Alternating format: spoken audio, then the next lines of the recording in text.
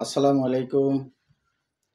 আমি মোহাম্মদ ইব্রাহিম, আহ্বায়ক green party, Chittagong মহানগর।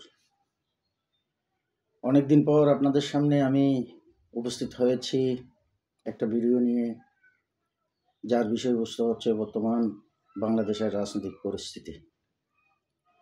প্রিয় ভাইয়েরা আমার, আপনারা ইতিমধ্যে দেখতে পাচ্ছেন 5 আগস্টে হাসিনা পালিয়ে যাওয়ার পর থেকে ফ্যাসিবাদী হাসিনা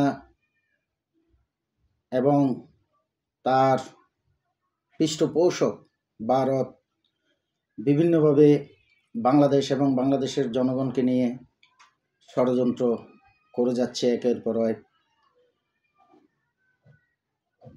অন্তর্বর্তীকালীন সরকারকে বেকায়দায় ফেলার জন্য, তাদের কাজের গতিবিধিকে ব্যাহত করার জন্য একের পর এক ষড়যন্ত্র চালিয়ে যাচ্ছে ফ্যাসিবাদের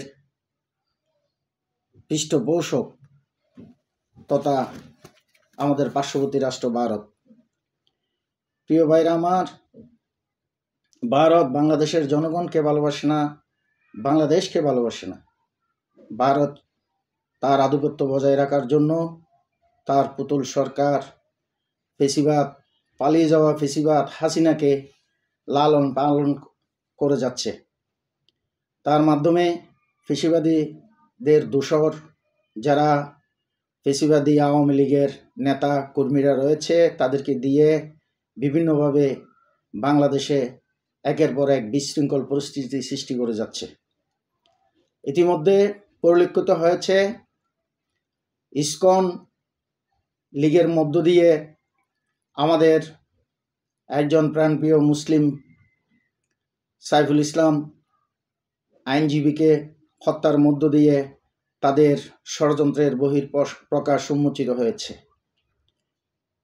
প্রিয় ভাইরা আমার, আপনারা জানেন বাংলাদেশে সাম্প্রদায়িক সম্প্রীতির উজ্জ্বল দৃষ্টান্ত বাংলাদেশে নয়, সমগ্র বিশ্বে ইতিমধ্যে সমালোচিত হয়েছে। আমরা এই দেশে হিন্দু, বৌদ্ধ, খ্রিস্টান, মুসলমান একসাথে একই জায়গায় বসবাস করে এক পাতে খাওয়ারও নজির রয়েছে। আমাদের ভিতর কোনো ভেদাভেদ নাই। হিন্দু মুসলিম তাদের বিভিন্ন পূজা পার্বণে আমরা মুসলমানেরা অংশগ্রহণ করি, তাদেরকেও আমরা দাওয়াত করে আমাদের বিভিন্ন উৎসবে। প্রিয় ভাইরা, আমরা পাশাপাশি দেখতে পাই আমাদের পার্শ্ববর্তী রাষ্ট্র ভারতে কিভাবে সংখ্যালঘু মুসলমানেরা নির্যাতিত হচ্ছে। প্রতিনিয়ত তারা মুসলমানদের